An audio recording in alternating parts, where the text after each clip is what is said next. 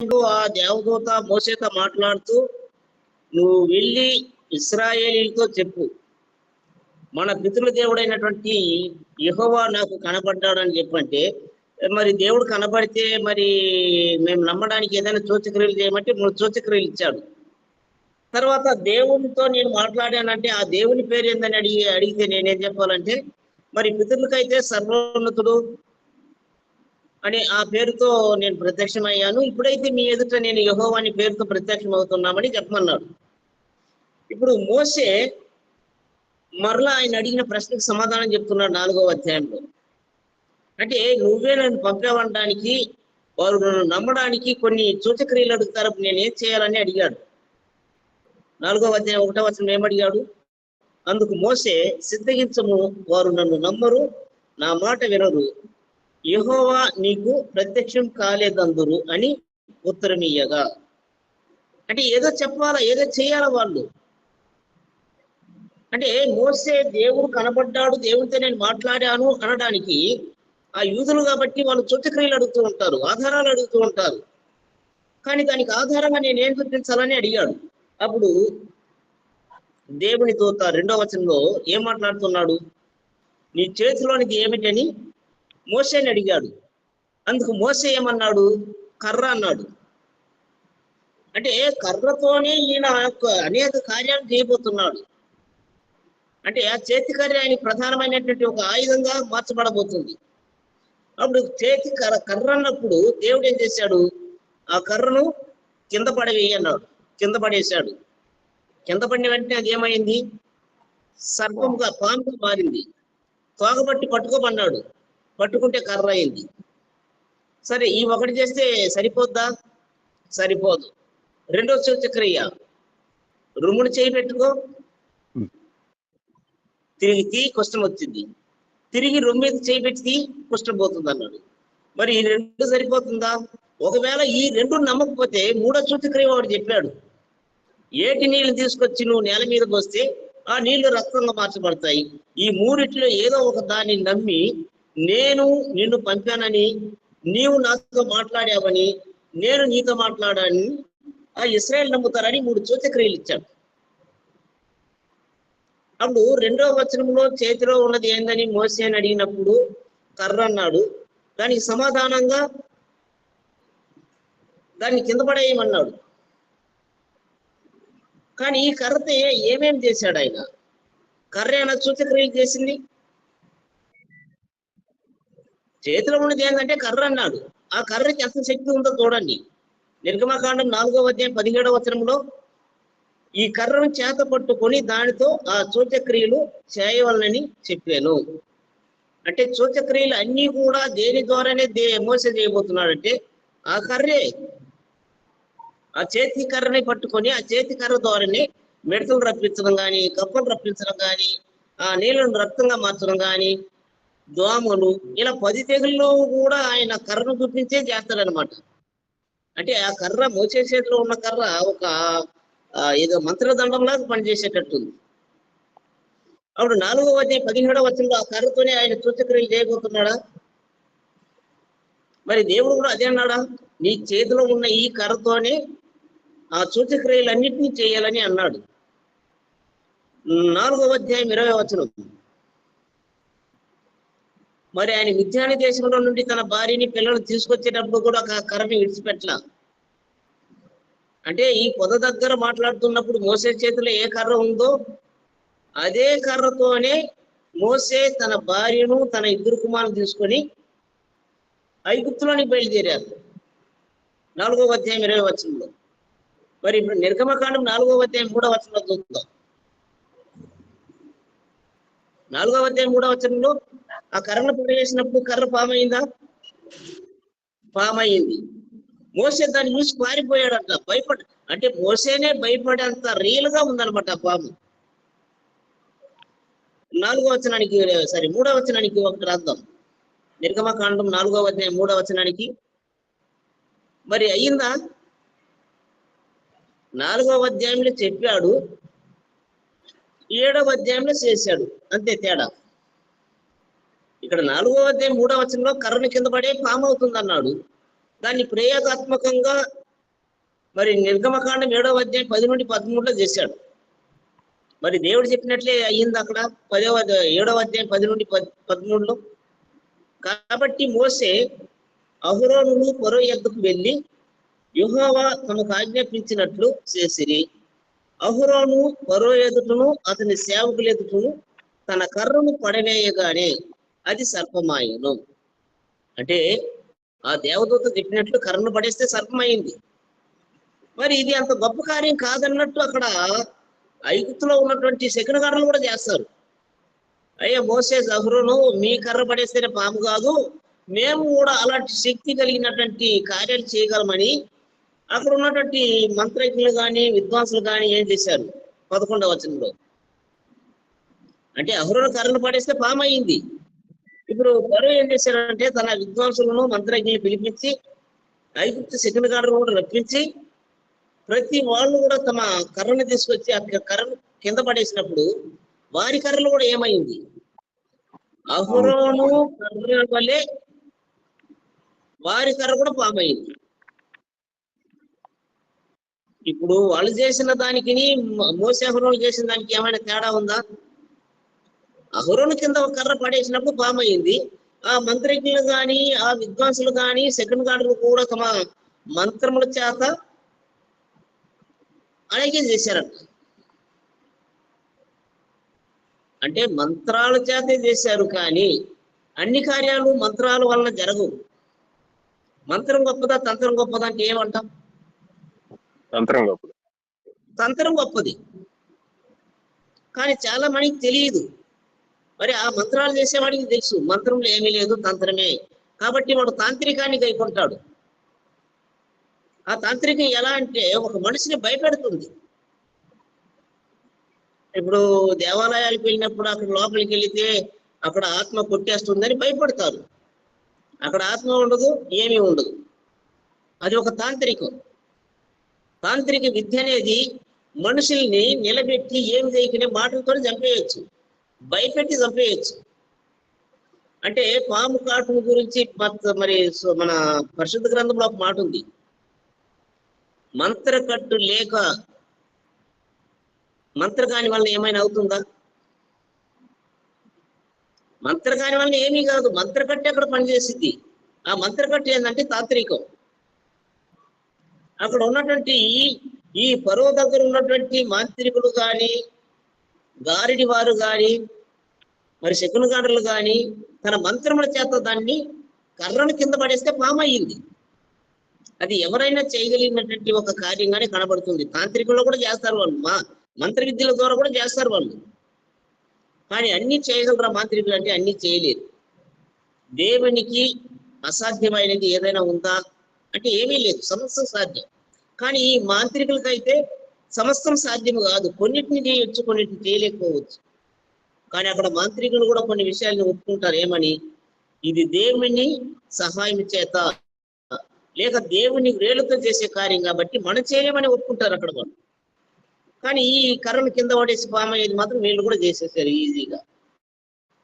అప్పుడు 13వ వచనంలో, నిర్గమకాండం 7వ అధ్యాయం 13వ వచనంలో, దేవుడు చెప్పినట్లే ఫరో హృదయాన్ని కఠినపరుచుకున్నాడు. మరి వారి మాటను వినుకున్నట్లు దేవుడు చేశాడు. 4వ అధ్యాయం 4వ వచనానికి పోదాం. నిర్గమకాండం 4వ అధ్యాయం 4వ వచనంలో అప్పుడు దేవుడు ఏమంటున్నాడు? నీ చెయ్యి చాపి దాని తోకను పట్టుకొనమనగా అతడు తన చెయ్యి చాపి దాన్ని పట్టుకొనగానే అది అతని చేతిలో కర్ర ఆయను. అంటే ఆ కర్రను పడేశాడు, పామైంది. మరలా దేవుడు పట్టుకోమన్నాడు 4వ అధ్యాయం 4వ వచనం నిర్గమకాండంలో. మరి తోకను పట్టుకున్నప్పుడు అదేమైంది? మామూలుగా కర్ర అయింది. ఇది ఒక సూచక్రియ. రెండో సూచక్రియ ఏంటి? ఆ రొమ్ము మీద చేయి పెట్టుకుంటే కుష్ఠం రావడం. కానీ 5వ వచనంలో ఒక మ్యాటర్ చెప్తున్నాడు.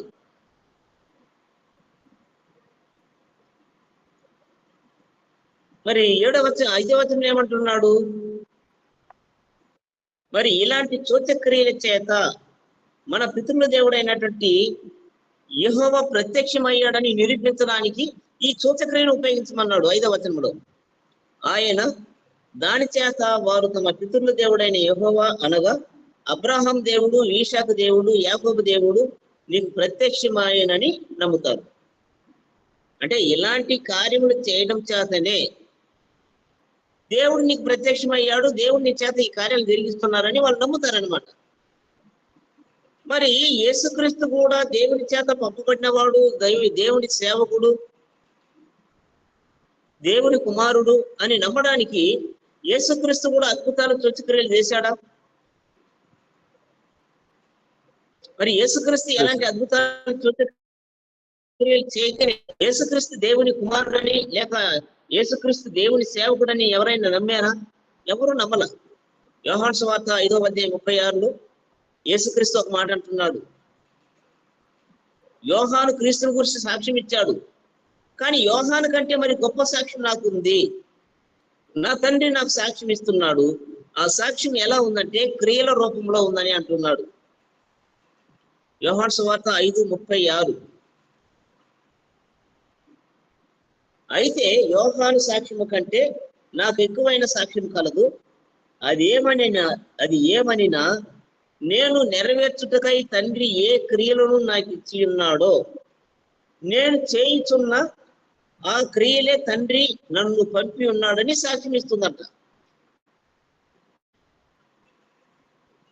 అంటే యేసుక్రీస్తు దేవుని కుమారుడు లేక యేసుక్రీస్తుని దేవుడే పంపాడనడానికి దేవుడు అతనికి ఇస్తున్నటువంటి సాక్ష్యం ఏమిటంటే క్రియలు.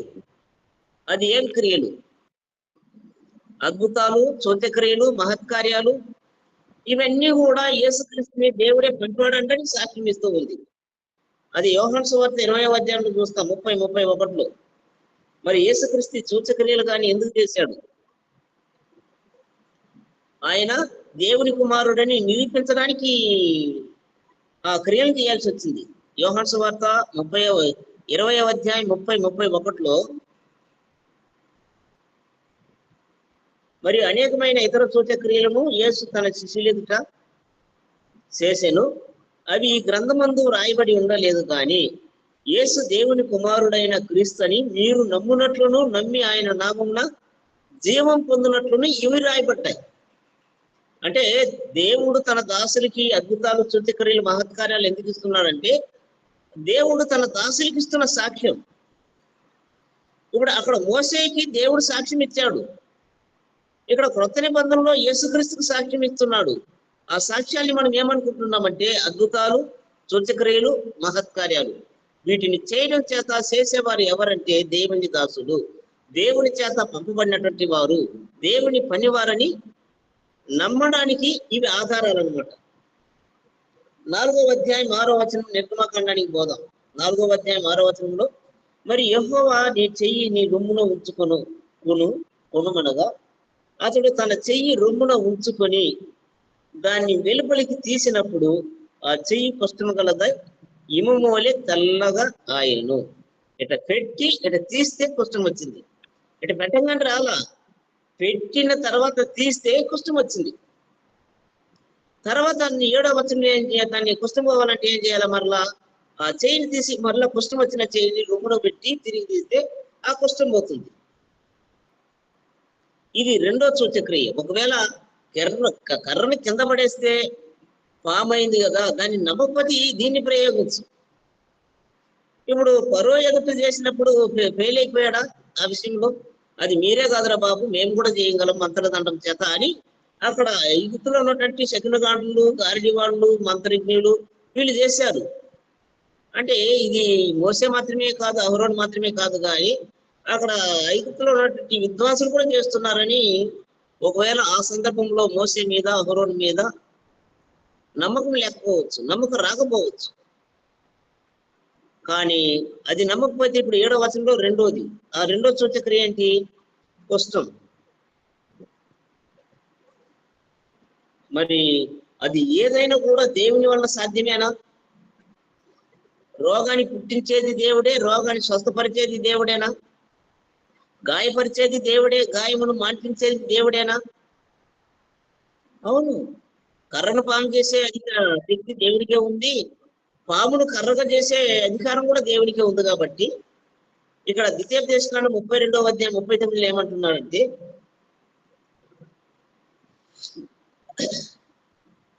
మృతి నొందించువాడును నేనే, బ్రతికించువాడును నేనే, గాయపరచువాడును స్వస్థపరచువాడును నేనే, నా చేతిలో నుండి విడిపించువాడు ఎవడును లేడు అన్నట్టు చెప్తున్నాడు అనమాట.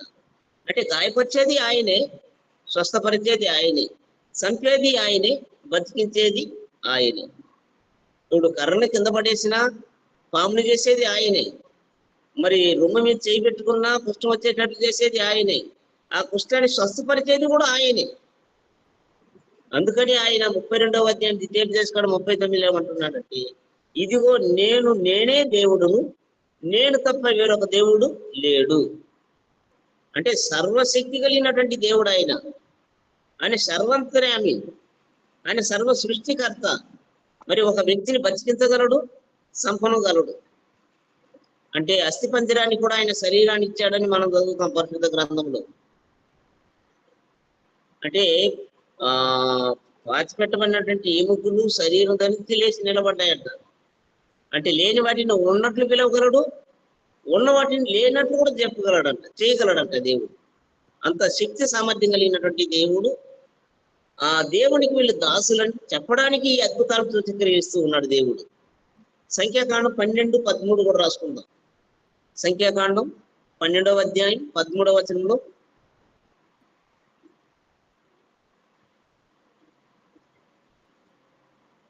అక్కడ మిరియాముకు కుష్ఠం వచ్చినప్పుడు మోషే దేవుణ్ణి వేడుకుంటాడు. ఏమని వేడుకుంటాడు? దేవా, దయచేసి ఈమెను బాగు చేయమని యెహోవాకు మొరపెట్టాను. అంటే అక్కడ కుష్ఠం వచ్చింది మిరియాముకు దేవుని వల్లనే కలిగింది.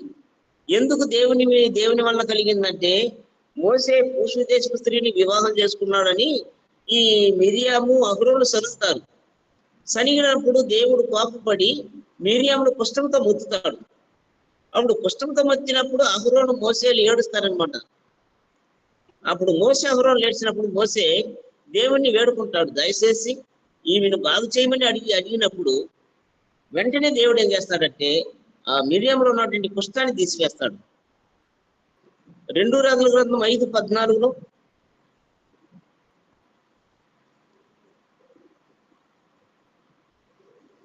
రాజుల గ్రంథం 5వ అధ్యాయం 14లో అక్కడ ఒక దైవజనుడు చెప్పిన మాటను బట్టి నయమాను ఏం చేస్తాడు? ఒక నదిలో 7 మార్లు మునగమంటే ఆయన 7 మార్లు మునిగిన తర్వాత ఆయన దేహం ఎలా అవుతుందంటే పసిపిల్ల దేహము వలె శుద్ధుడయ్యాడంట. అంటే అక్కడ ఆ దైవసేనునికి ఎవరి మీద నమ్మకం ఉంది? ఇతను దేవునికి దైవసేనుడని లేక దేవుని సేవకుడని అక్కడ దేవుడు ఆ దైవసేనునికి సాక్ష్యం ఇస్తున్నాడు. ఇప్పుడు ఆ నయమాన్ని నమ్మి ఉంటాడా ఇతను దేవుని సేవకుడని? మరి ఆయన కొన్ని సందర్భాల్లో కూడా వ్యతిరేకిస్తారు కొంతమంది. ఏంది నువ్వు చెప్పిన మాట వినడమా, నేను రాజుగా ఉండి అని కూడా అంటారు. అది రాజైనా కానీ మరి దాసుడైనా కానీ దేవుని దాసులు చెప్తున్న ప్రతి మాట కూడా వాళ్ళు ఆలోచించాలి.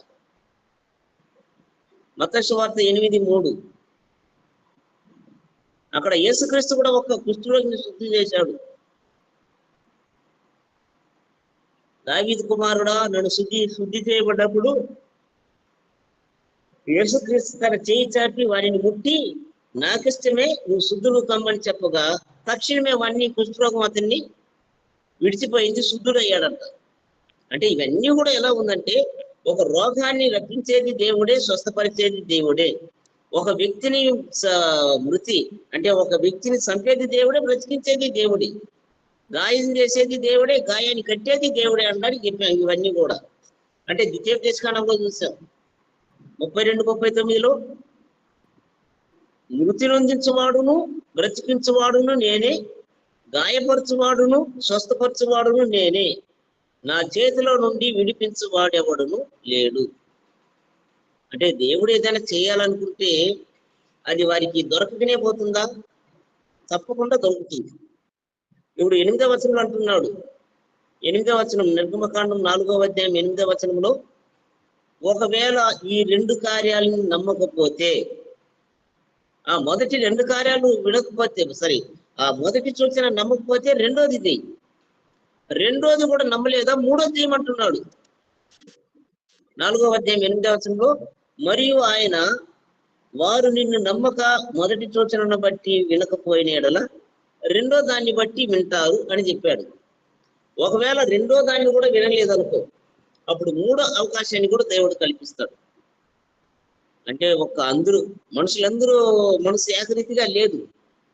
వాళ్ళు యొక్క కుయుక్తిలో పట్టబడ్డారు కాబట్టి కొంతమంది వెంటనే నమ్మొచ్చు, కొంతమంది నమ్మకపోవచ్చు. కాబట్టి అందుకని 3 అవకాశాలను ఇచ్చాడు. 8వ వచనానికి రాద్దాం.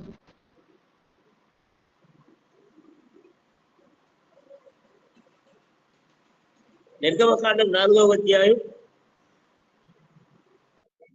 28 నుండి 30 వరకు రాసుకుందాం. అప్పుడు దేవుడు వేటిని ఆజ్ఞాపించాడో వాటి అన్నిటినీ ఈ మోసే అహరోను చేశారనమాట. నిర్గమకాండం 4వ అధ్యాయం 28 నుండి 30. అప్పుడు మోసే తన్ను పంపించిన యెహోవా పలుకుతున్న మాటలన్నింటినీ, ఆయన చేయనాజ్ఞాపించిన సూచక్రియలన్నింటినీ అహరోనుకు తెలిపెను. తర్వాత మోసే అహరోనులు వెళ్ళి ఇశ్రాయేలు పెద్దలందరినీ పోగు చేసి యెహోవా మోసేతో చెప్పిన మాటలన్నీ అహరోను వివరించి జనుల ఎదుట ఆ సూచక్రియలను చేయగా జనులు నమ్మిరి. అంటే ఇప్పుడు ఓకే అయిపోయారు. అంటే జనులు ఎలాగో ఒకలాగా నమ్మబలికించారు ఇశ్రాయేలీల్ని. కానీ ఇప్పుడు మోసే అహరోనులు ఫరో దగ్గరికి వెళ్ళాలా, మరి వాళ్ళు ఏం చేస్తారు, నమ్ముతారో నమ్మరు. కానీ వీళ్ళని ఎలాగో నమ్మబలికించారు ఇశ్రాయేలీల్ని. వాళ్ళు కూడా ఊరికే నమ్మలా. దేవుడు ఏ కార్యాలు ఎలాంటి సూచక్రియలు చూపించాడో ఆ క్రియలు చేసి, అవును మోసే దేవుడితో మాట్లాడాడు, మోసేకు దేవుడు కనబడ్డాడు అని నమ్మడానికి సూచక్రియలు చేశారు. నిర్గమకాండం 4:28-29లో.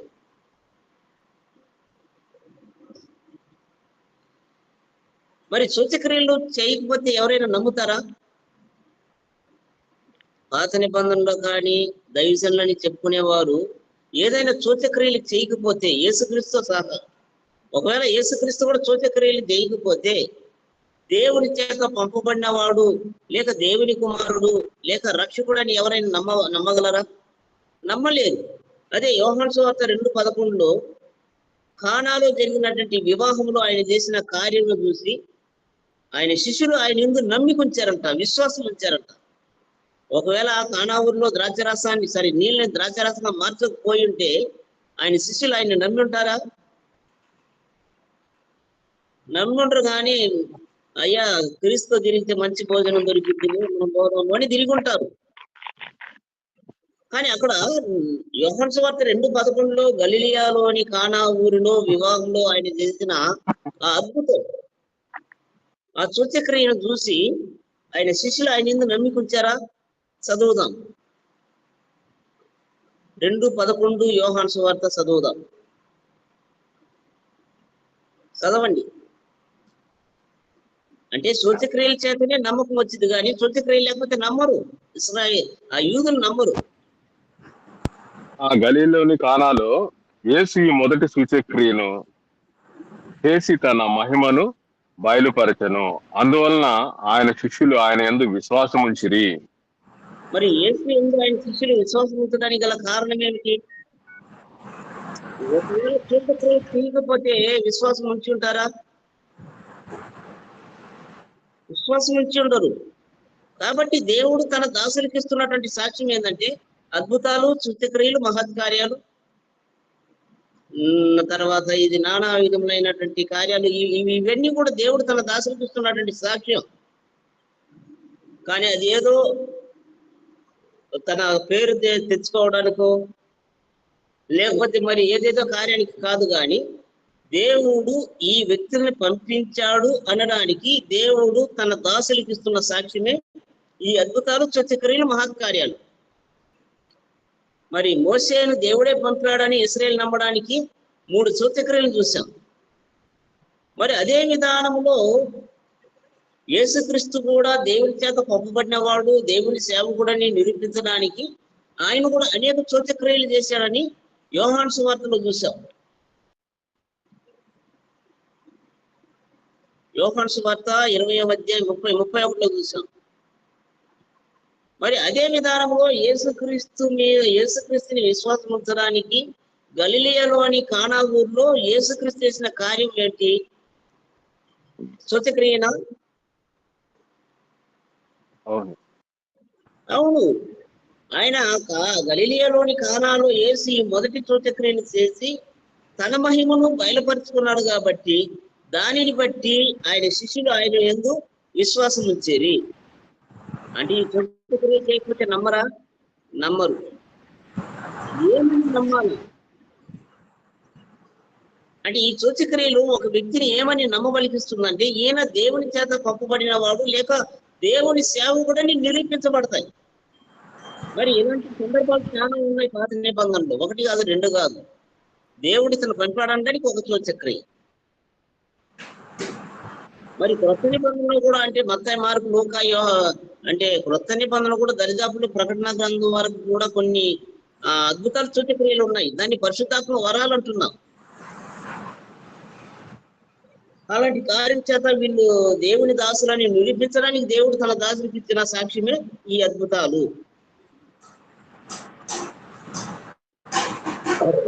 4వ అధ్యాయం 9వ వచనానికి పోతాం. 4వ అధ్యాయం 9వ వచనం. నిర్గమకాండం 4వ అధ్యాయం 9వ వచనం మన పాఠానికి పోతున్నాం. వారు ఈ 2 సూచనలు బట్టి నమ్మక నీ మాట వినకపోయినట్లా నీవు కొంచెం ఏటి నీళ్లు తీసి ఎండిన నేల మీద పోయవలేను. అప్పుడు నీవు ఏటిలో నుండి తీసిన నీళ్లు పొడి నేల మీద రక్తమగును. 1 చేశావు, నమ్మల. 2వది చెయ్యి, నమ్మలేదు. ఇప్పుడు 3వ దాన్ని చేస్తావు. ఆ 3వ సూచక్రియ ఏంటి? 3వ సూచక్రియ ఏటి నీళ్ళు తీసుకొచ్చి ఆరిన నేల మీద పోస్తే ఆ నీళ్ళు ఏమగా మార్చబడతాయి అంటే రక్తంగా మార్చబడతాయి. అంటే ఈ 3 కార్యాలు చేసే లోపు నమ్మకం వస్తుందా? తప్పకుండా ఆ నమ్మకాన్ని దేవుడు అతని వారికి కలుగు చేయొచ్చు. ఆ విశ్వసించే మనసు దేవుడు వారికి ఇవ్వచ్చు. అందుకని ఆ 3తో నిలిపాడు. ఈ 3 కార్యాలను ఎక్కడ చేయాలంటే ఫరో ఎదుట చేయాలా, ఇశ్రాయేలు ఎదుట చేయాలా? ఇశ్రాయేలు ఎదుట చేశారా? ఇశ్రాయేలు నమ్మారా? ఇదే 4వ అధ్యాయం చివరిలో నమ్ముతారు. మరి ఇది ఈ నిర్గమకాండం 4వ అధ్యాయంలోనే చివరిలో 28-30లో నమ్మారా ఇశ్రాయేలీలు? నమ్మారు. యెహోవా మోషేతో చెప్పిన మాటలని అహరోను వివరించి జనులు ఎదుట ఆ సూచక్రియలను చేయగా ఆ జనులు నమ్మిరి.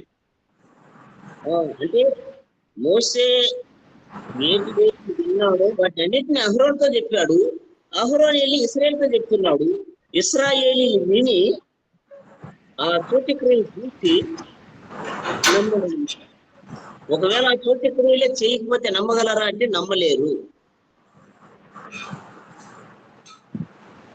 9వ వచనంలో 4వ అధ్యాయం 9వ వచనంలో ఇప్పుడు 2 చెప్పాడు. 2 కాకపోతే ఈ 3వ అవకాశాన్ని కల్పించాడు. ఏటి నీళ్ళు తీసుకొచ్చి ఆరిన నేల మీద పోస్తే రక్తంగా మార్చబడడం. ఇప్పుడు 4వ అధ్యాయం 10వ వచనానికి పోదాం.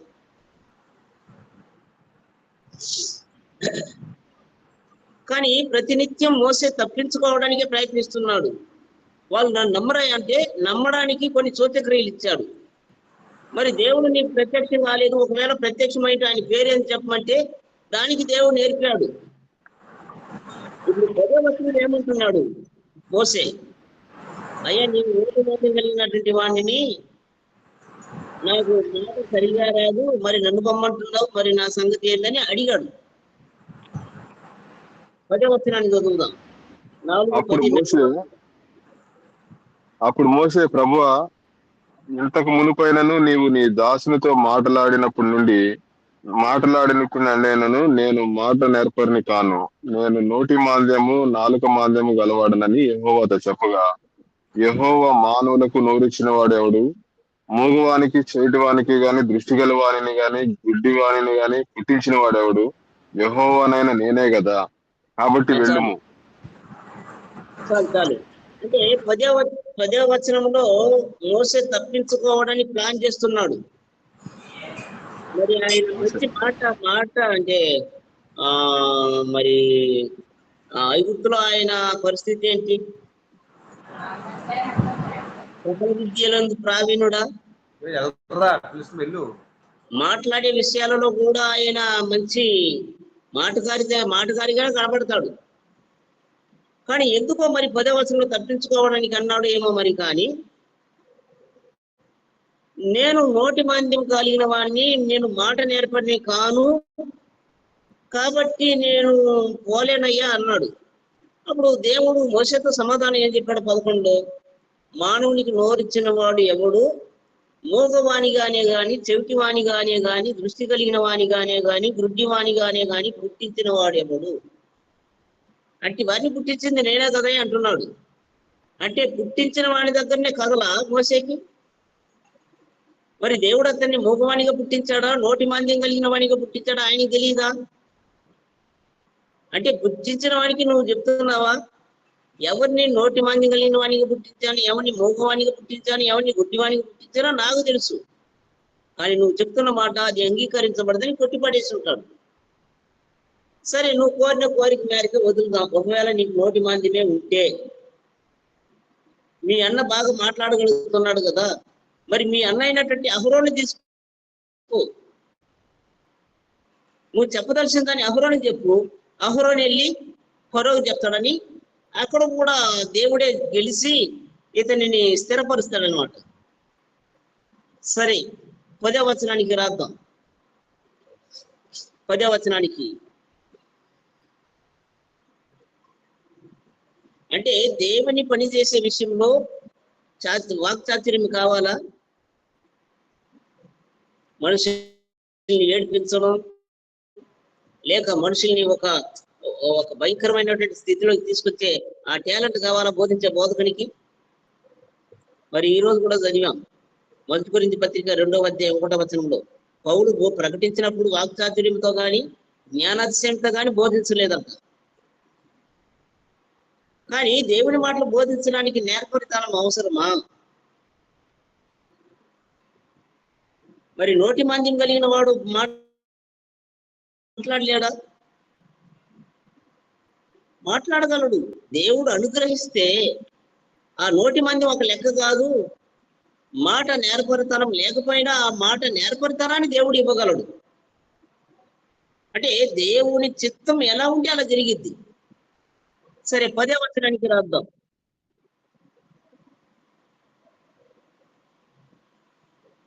నిర్గమకాండం 4వ అధ్యాయం 1వ వచనం. మరి ఎన్ని సందర్భాల్లో తప్పించుకోవడానికి ప్రయత్నిస్తున్నాడో గమనించండి.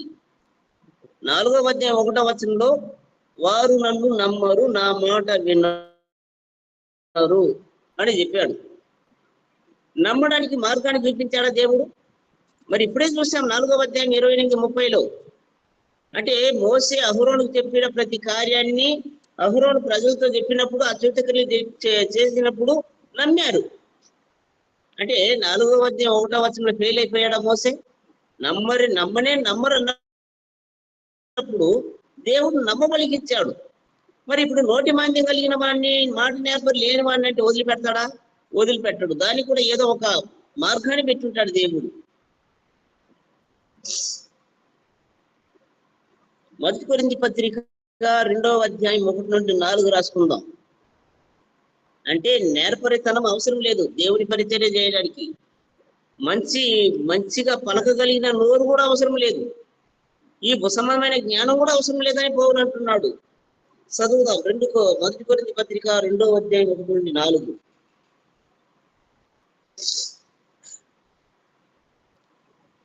చదవండి.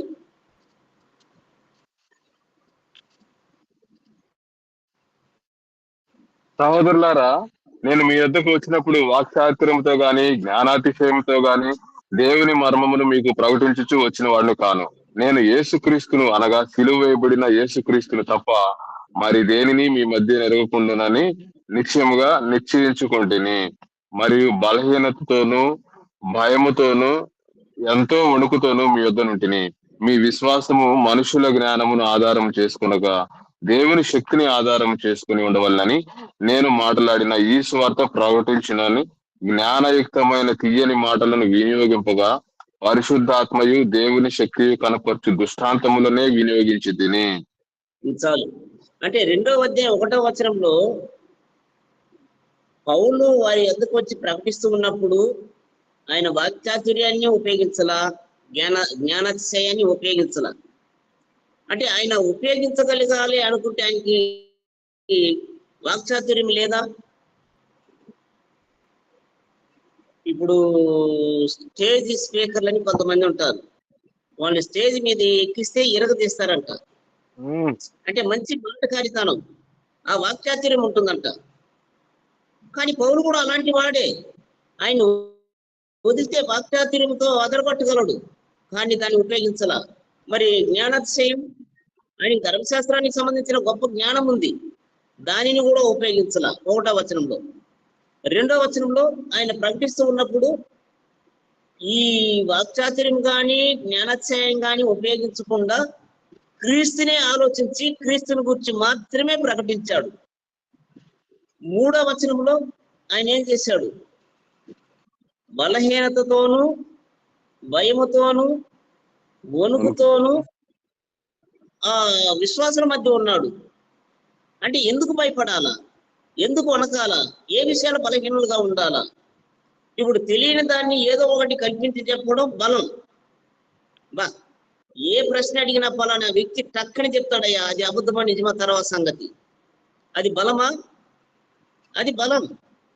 కానీ తెలిసిన దాన్ని తెలిసిందని చెప్పి తెలియని దాన్ని తెలియదని చెప్పడమే బలహీనత.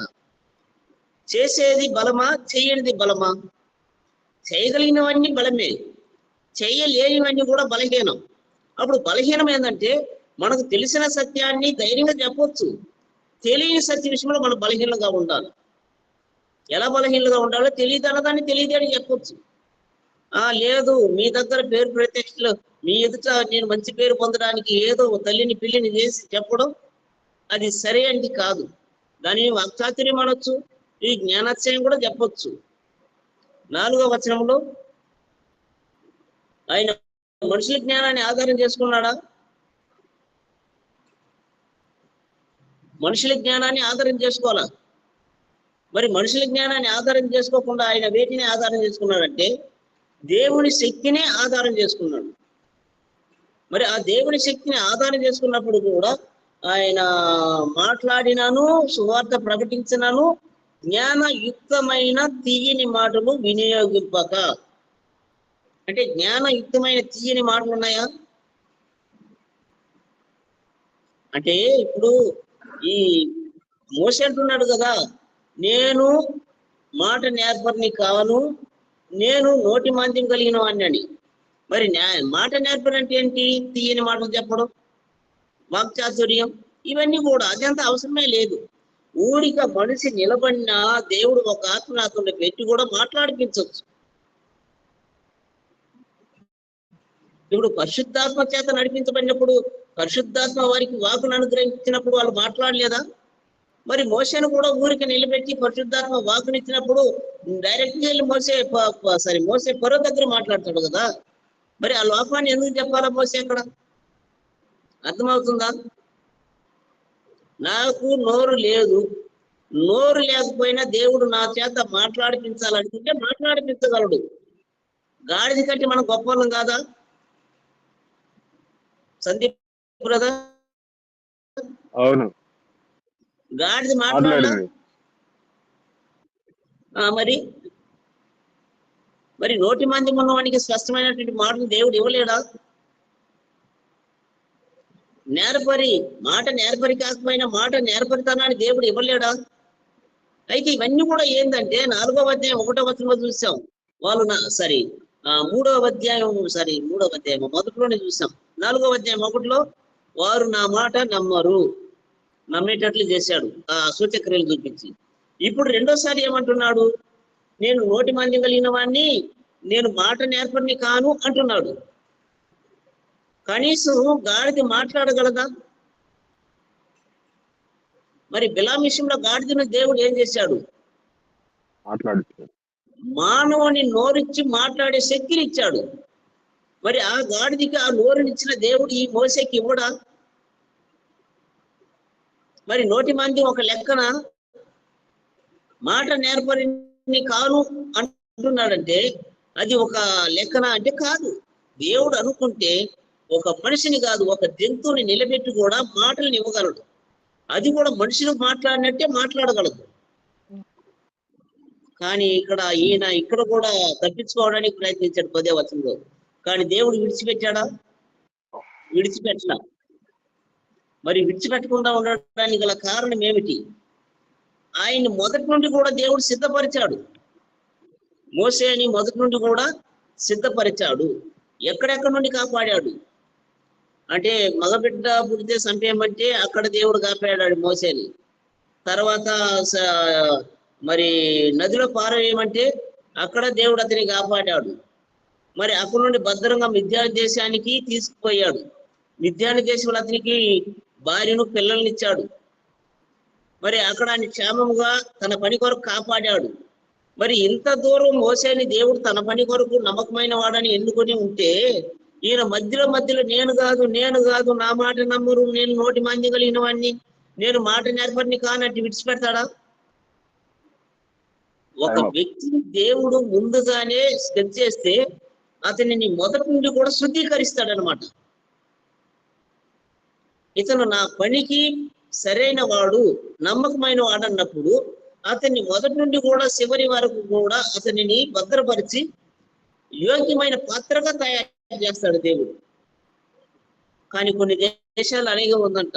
ఇప్పుడు దిక్కు దివానా లేని ఒక విద్యార్థిని తీసుకొని అతన్ని చదివించి, అతన్ని గొప్ప చేసి, అతన్ని దేశానికి నాయకునిగా చేసి, ఆ నాయకునిగా చేసినటువంటి వారు అతన్ని తాత్కాలికంగా నామమాత్రంగా పెట్టి ఈ వీళ్ళు వెళ్తారంట దేశాన్ని. మరి అదే విధానంలో దేవుడు చేస్తున్నాడు. ఒక వ్యక్తిని తన పనికంటూ నిర్ణయించుకున్నప్పుడు వెంటనే కాదు, ఆయన మొదటి నుండి కూడా శుద్ధీకరిస్తాడు. శుద్ధీకరించుకొని తనకు ఉపయోగించే పాత్రగా పెట్టుకున్న తర్వాత ఆ పాత్ర నేను కాదు, నేను కూడదు అంటే ఒప్పుకోడు. ఎలాగైనా నేను నిన్ను మొదటి నుండి సిద్ధపరచాను కాబట్టి ఎలాగైనా నిన్నే వాడుకుంటానని విడిచిపెట్టలా మోసేని. మాట నేర్పరి కాకపోయినా పర్వాలా, నోటి మాంద్యం కలిగిన వాడైనా పర్వాలా, వారు నీ మాట వినకపోయినా పర్వాలా, అయినా నువ్వు కావాలా. కానీ చివరికి దేవుడు నిర్ణయించిన నిర్ణయం లేక దేవుని సంకల్పమే నెరవేర్చబడ్డాయి మోసే దగ్గర. అవును, మోసే ద్వారా ఇశ్రాయేలు బయటికి తీసుకోవాలని ఉద్దేశం కలిగి ఉన్నాడు. మరి మోసే ఎన్ని ఆటంకాలు అడ్డును కలిగి చేసినా కూడా దేవుడు అతన్ని విడిచిపెట్టలేదు. మరి విడిచిపెట్టకుండా ఏం చేస్తున్నాడంటే ఆయన్ని ముందుకు కొనసాగిస్తూ తీసుకుపోతున్నాడు. మరి ఇర్మియా సంగతి, ఇర్మియా కూడా దేవుడు ముందుగానే ఎన్నుకున్నాడంట. గర్భంలో పడిన దాన్ని మొదలుకొని దేవుడు ఇర్మియాను తన దాసునిగా చేసుకున్నాడంట. మరి ఆయన కూడా అడ్డం తిరిగాడు. ఇర్మియా గ్రంథం 1వ అధ్యాయం 6వ వచనం. అప్పుడు ఇర్మియా, నువ్వు వెళ్ళాలా, రాజుల దగ్గరికి వెళ్ళాలా, మాట్లాడాలా, నా ప్రజలు విమోచించాలా, నా ప్రజలు బోధించాలా అన్నప్పుడు అప్పుడు ఈయన ఇర్మియా కూడా ఏమంటున్నాడు, అయ్యా ప్రభు, నేను బాలుడిని, మాట్లాడడానికి నాకు శక్తి చాలదన్నాడు. మరి బాలుడైతే ఆయన గర్భంలో రూపింపబడిన దాన్ని మొదలుకొని దేవుడు అతన్ని ఎరిగి ఉన్నాడా? సందీప్ బ్రదర్ దాని చదువు 1:6-7. 1:6. అందుకు అయ్యో ప్రభువు యెహోవా, చిత్తగించుము, నేను బాలుడనే, మాట్లాడుటకు నాకు శక్తి చాలదని నేననగా యెహోవా నాకు ఇలాగ సెలవిచ్చాను, నేను బాలుడని అనవద్దు, నేను నిన్ను పంపు వారందరి యొద్దకు నీవు పోవలెను, నీకు ఆజ్ఞాపించిన సంగతులన్నీ చెప్పవలెనా, నేను వారికి భయపడకము, నిన్ను విడిపించుటకును నీకు తోడై ఉన్నాను, ఇదే యెహోవాకు. మరి గర్భంలో రూపించబడిన మొదలుకొని నేను నిన్ను నిర్ణయించాను అన్నట్టు ఒక లేఖనం ఉంటుంది చూడు, దానిపైన దాని కింద యెహోవాకు నాకు ప్రత్యక్షమై ఇలాగ సెలవిచ్చాను, గర్భములో నేను నిన్ను రూపింపక మునిపే నిన్ను ఎరిగి తిని, నీవు గర్భము నుండి బయలుపడక మునిపే నేను నిన్ను ప్రతిష్ఠించి తిని, జనములకు ప్రవక్తగా నిన్ను నియమించి తిని. చాలు. అంటే దేవుడు ఒక వ్యక్తిని వాడుకుంటున్నాడంటే ఆన్ ద స్పాట్ లో వాడుకుంటున్నాడు, లేకపోతే ఉద్దేశం కలిగి మొదటి నుండి కూడా వాళ్ళని రూపించి వాడుకుంటున్నాడా? ఉద్దేశం కలిగి ఉంది. ఉద్దేశపూర్వకంగా వారిని రూపించిన తర్వాత వీళ్ళు యోగ్యమైన వారు అన్నప్పుడు వాడుకుంటున్నాడు. మరి బాలుడుగా ఉన్నప్పుడు ఇర్మియాతో చెప్పినప్పుడు నేను బాలుని నేను చేయలేను వెళ్ళలేను అన్నప్పుడు, అరే బాబు నువ్వు ఆ మాట అనుకోకు, నీవు నీ తల్లి గర్భంలో రూపింపబడక మునిపే నేను నిన్ను నిర్ణయించుకున్నాను అన్నాడు. అంటే దేవుని సంకల్పంలో ఇర్మియా పుట్టక ముందే ఉన్నాడా? ఉన్నాడు. అవును. మరి మోసే పుట్టడానికి ముందు ఏమో తెలియదు కానీ పుట్టిన తర్వాత ఆయన అనేకమైనటువంటి విధానాల్లో ఆయన శుద్ధీకరిస్తూ ఉన్నాడు. ఇంతకు ముందే చెప్పా.